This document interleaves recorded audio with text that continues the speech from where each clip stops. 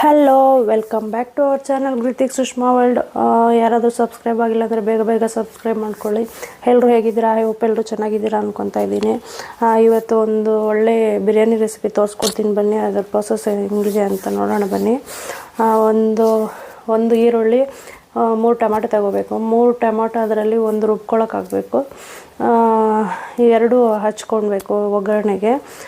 ಒಂದು ಈರುಳ್ಳಿನ ಸಣ್ಣದಾಗಿ ಹಚ್ಕೊಂಡು ಆಮೇಲೆ 2 ಟೊಮಾಟೊ ಸಣ್ಣಕ್ಕೆ ಹಚ್ಕೋಬೇಕು.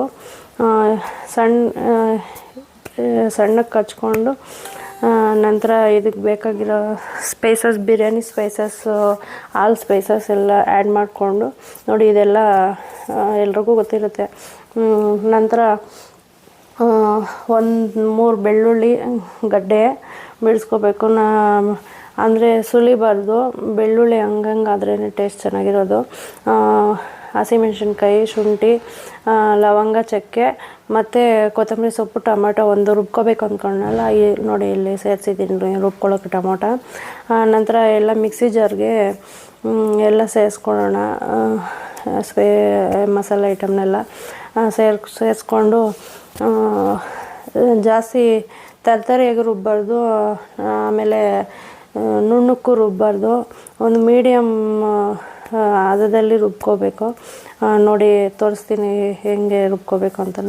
ನೋಡಿ ಹಿಂಗೆ ರುಬ್ಕೋಬೇಕು. ನಂತರ ಸ್ಟವ್ ಆನ್ ಮಾಡಿಕೊಂಡು ಒಂದು ಪಾತ್ರೆಯನ್ನು ಇಟ್ಕೊಂಡು, ನಾನು ಆಬ್ವಿಯಸ್ಲಿ ಯಾವಾಗಲೂ ನಾನು ಕುಕ್ಕರ್ ಲಿಡ್ ಕ್ಲೋಸ್ ಮಾಡಲ್ಲ, ವಿತೌಟ್ ಲಿಡ್ಡಲ್ಲಿ ಮಾಡ್ತೀನಿ ಬಿರಿಯಾನಿ. ಯಾಕಂದರೆ ತಳ ಅಂಟಲ್ಲ ಅಂತ. ಆವಾಗ ಟೇಸ್ಟು ಚೆನ್ನಾಗಿರುತ್ತೆ. ನೋಡಿ ಎಲ್ಲ ಆಯಿಲ್ ಹಾಕ್ಕೊಂಡು ಬಿರಿಯಾನಿ ಸ್ಪೈಸಸ್ ಎಲ್ಲ ಸೇರಿಸ್ಕೊಂಡು, ಮೇಯ್ನ್ ಈ ಬಿರಿಯಾನಿ ಫ್ಲೇವರ್ ಬರೋದೇ ಪುದೀನದ್ರಲ್ಲಿ. ಪುದೀನ ಸ್ವಲ್ಪ ಜಾಸ್ತಿನೇ ಹಾಕ್ಕೊಳ್ಳಿ. ಹಾಕ್ಕೊಂಡು ಚೆನ್ನಾಗಿ ಬಾಡಿಸ್ಕೊಳ್ಳಿ ಎಣ್ಣೆಯಲ್ಲಿ. ಅದು ಫ್ಲೇವರು ಘಮ ಬರುತ್ತೆ ಎಣ್ಣೆಯಲ್ಲಿ ಬಾಡಿಸ್ಕೊಳ್ಳೋವಾಗ. ಅದು ನಿಮಗೆ ಗೊತ್ತಾಗುತ್ತೆ ಬಿರಿಯಾನಿ ಫ್ಲೇವರ್ ಹೆಂಗಿರುತ್ತೆ ಅಂತ. ನಾನು ಯಾವುದೇ ರೀತಿ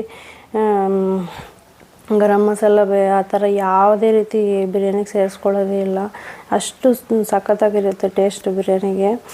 ನಂತರ ಈರುಳ್ಳಿ ಒಂದು ಗಡ್ಡೆ ಹಚ್ಕೊಂಡಿದ್ವಲ್ಲ, ಅದನ್ನು ಹಾಕ್ಕೊಂಡು ಬಾಡಿಸ್ಕೊಳ್ಳೋಣ. ನಂತರ ಚೆನ್ನಾಗಿ ಒಂದು ಬ್ರೌನ್ ಕಲರ್ ಬರೋ ರೀತಿ ಬಾಡಿಸ್ಕೊಳ್ಳೋಣ. ಟೊಮೊಟೊ ಸೇರಿಸ್ಕೊಳ್ಳೋಣ, ಹಚ್ಕೊಂಡಿರೋ ಟೊಮೊಟೊನ. ಈರುಳ್ಳಿ ಟೊಮೊಟೊ ಎಲ್ಲ ಚೆನ್ನಾಗಿ ಬೇಯಬೇಕು. ಬೇಯಿಸ್ಕೊಂಡು ಚೆನ್ನಾಗಿ ಬೇಯಿಸ್ಕೋಬೇಕು. ಏನಪ್ಪ ಅಂದರೆ ನಮ್ಮ ಬ್ಯಾಚುಲರ್ಸು ಆರಾಮಾಗಿ ಮಾಡ್ಕೊಳ್ಬೋದು. ಒಂದಷ್ಟು ಉಪ್ಪು ಅದಕ್ಕೆ ತಕ್ಕಷ್ಟು ನಿಮ್ಗೆ ಎಷ್ಟು ಬೇಕೋ ಅಷ್ಟು ಸೇರಿಸ್ಕೊಳ್ಳಿ. ನಂತರ ಅರಿಶಿನ ಒಂದು 1/2 ಟೀ ಸ್ಪೂನ್ ಹಾಕ್ಕೊಳ್ಳಿ. ಅದನ್ನು ಹಾಕ್ಕೊಂಡು ಚೆನ್ನಾಗಿ ಬೇಯಿಸ್ಕೊಳ್ಳೋಣ. ಉಪ್ಪು ಹಾಕಿದ್ರೆ ಈರುಳ್ಳಿ ಟೊಮೊಟೊ ಬೇಗ ಬೇಯುತ್ತೆ. ಸೊ ಅದಕ್ಕೆ ಉಪ್ಪು ಮುಂಚೆನೇ ಸೇರಿಸ್ಕೊಳ್ಳೋಣ. ಟೇಸ್ಟ್ ಚೆನ್ನಾಗಿರುತ್ತೆ. ಚಿಕನ್ಗೆ ಮತ್ತು ಮಸಾಲೆ ಐಟಮ್ಗೆಲ್ಲ ಉಪ್ಪು ಬೆರೆಯುತ್ತಲ್ಲ, ಅದಕ್ಕೆ ಟೇಸ್ಟ್ ಚೆನ್ನಾಗಿ ಬರುತ್ತೆ. ನಂತರ ರುಬ್ಕೊಂಡಿರೋ ಮಸಾಲೆನ ಹಾಕ್ಕೊಂಡು ಬಾಡಿಸ್ಕೊಳ್ಳೋಣ. ಚೆನ್ನಾಗಿ ಬಾಡಿಸ್ಕೋಬೇಕು. ಹಸಿ ವಾಸನೆ ಇರಬಾರ್ದು. ಹಸಿ ವಾಸನೆ ಇದ್ದರೆ ಬಿರಿಯಾನಿ ಟೇಸ್ಟ್ ಚೆನ್ನಾಗಿರೋಲ್ಲ. ಚೆನ್ನಾಗಿ ಮಸಾಲೆ ಯಾವಾಗ ಬಾಡಿಸ್ಕೊತೀವೋ ಅವಾಗೆ ಬಿರಿಯಾನಿ ಟೇಸ್ಟ್ ಚೆನ್ನಾಗಿರೋದು. ಚೆನ್ನಾಗಿ ಮಸಾಲೆನ ಬೇಯಿಸ್ಕೊಂಡು ಈಗ ತೊಳೆದಿಟ್ಕೊಂಡಿರೋ ಒಂದು ಚಿಕನನ್ನು ಇದಕ್ಕೆ ಸೇರಿಸ್ಕೊಳ್ಳೋಣ. ಯಾವುದೇ ರೀತಿ ಮ್ಯಾರಿನೇಷನ್ ಇಲ್ಲ.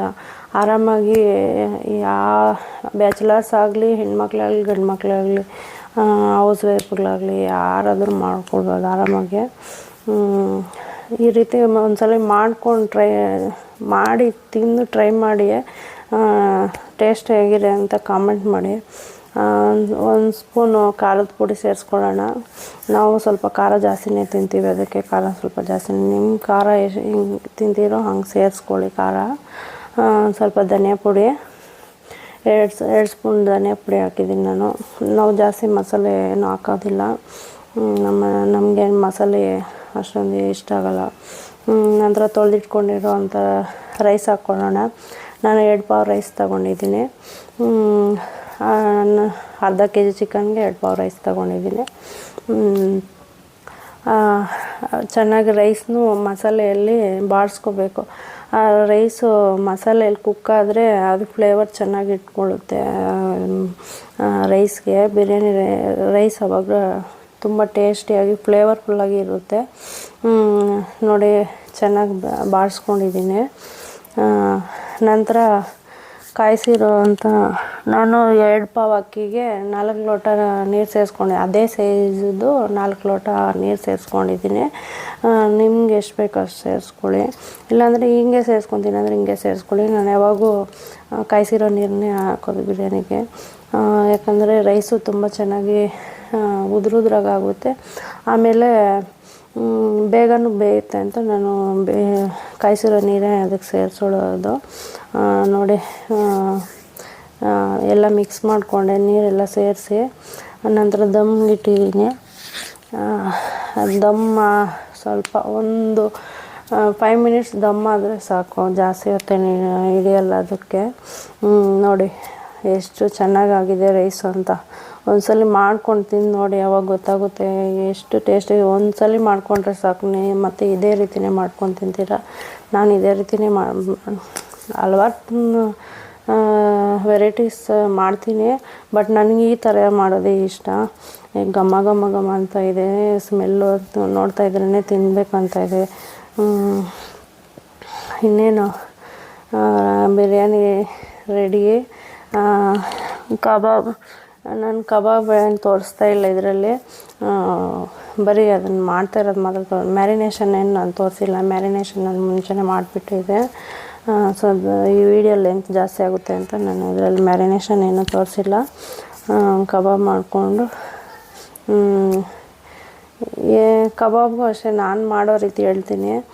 ಶುಂಠಿ ಬೆಳ್ಳುಳ್ಳಿ ಪೇಸ್ಟು ನಾನು ಕಬಾಬ್ ಮಸಾಲೆ ಅಂಗಡಿಯಲ್ಲಿ ತೊಗೊಂಬರಲ್ಲ. ನಾನು ಸ್ಪೆಷಲಾಗಿ ನಾವು ಮಾಡಿಸ್ಕೊತೀವಿ ಕಬಾಬ್ ಮಸಾಲೆ. ನಾನೇನು ಮಾಡಲ್ಲ, ನಾವು ಮಾಡಿಸ್ಕೊತೀವಿ ಬೇರೆ ಕಡೆ, ಅಲ್ಲಿ ಮಾಡಿಸ್ಕೊಂಡು ತರ್ತೀವಿ. ಸೊ ಅದಕ್ಕೆ ನಮ್ಮ ಮನೇಲಿ ಕಬಾಬ್ ತುಂಬ ಟೇಸ್ಟಾಗಿರುತ್ತೆ. ಶುಂಠಿ ಬೆಳ್ಳುಳ್ಳಿ ಪೇಸ್ಟು 1-2 ಮೊಟ್ಟೆ, ಖಾರದ ಪುಡಿ ಸ್ವಲ್ಪ ಹಾಕ್ಕೊತೀನಿ. ಉಪ್ಪು ಸೇರಿಸ್ಕೊಳ್ಳಲ್ಲ, ಉಪ್ಪು ಅದರಲ್ಲೇ ಇರುತ್ತೆ, ಎಲ್ಲ ಅವರೇ ಸೇರಿಸಿರ್ತಾರೆ. ಕಬಾಬ್ ಮಸಾಲೆ ಸ್ವಲ್ಪ ಕರಿಬೇವಿನ ಸೊಪ್ಪು ನಾನು ಮ್ಯಾರಿನೇಷನ್ಗೆ ಹಾಕ್ಕೊತೀನಿ. ಒಂದು ನಿಂಬೆಹಣ್ಣು, ಹಾಫ್ ನಿಂಬೆಹಣ್ಣು ಹಿಂಡ್ಕೊತೀನಿ. ತಿಂತಾಯಿದ್ರೆ ಸೂಪರಾಗಿರುತ್ತೆ ಅದು, ಜ್ಯೂಸಿಯಾಗಿ. ಅದಕ್ಕೆ ನಿಂಬೆಹಣ್ಣು ಸೇರಿಸ್ಕೊತೀನಿ. ಕಬಾಬ್ನ ಎಣ್ಣೆಯಲ್ಲಿ ಕರಿಯಕ್ಕೆ ಬಿಟ್ಟಿದ್ದೀನಿ. ನೋಡಿ ಎಲ್ಲ ರೆಡಿಯಾಗಿದೆ ಕಬಾಬು. ಒಂದು ಬಾಟ್ಲಿಗೆ ತಗೊಂಡು ಇನ್ನೇನು ಬಿಸಿ ಬಿಸಿ ಕಬಾಬ್, ಬಿಸಿ ಬಿಸಿ ಬಿರಿಯಾನಿ ತಿಂತಾಯಿದ್ರೆ ಒನ್ ಮೋರ್ ಅಂತ ಇರಬೇಕು. ಅಷ್ಟು ಟೇಸ್ಟಿ, ಸೂಪರ್ ಸಖತ್ತಾಗಿರೋ ಕಬಾಬು ಬಿರಿಯಾನಿ. ಒಂದ್ಸಲ ಮಾಡ್ಕೊಂಡು ತಿಂದು ನೋಡಿ, ತಿಂದು ಕಮೆಂಟ್ ಮಾಡಿ. ಯಾರಾದರೂ ಗ್ರೀತಿಕ್ ಸುಷ್ಮಾ ಅವಳ ಚಾನಲ್ನ ಸಬ್ಸ್ಕ್ರೈಬ್ ಮಾಡ್ಕೊಂಡಿಲ್ಲ ಅಂದರೆ ಬೇಗ ಸಬ್ಸ್ಕ್ರೈಬ್ ಮಾಡ್ಕೊಳ್ಳಿ. Thanks for the watching. Thank you friends.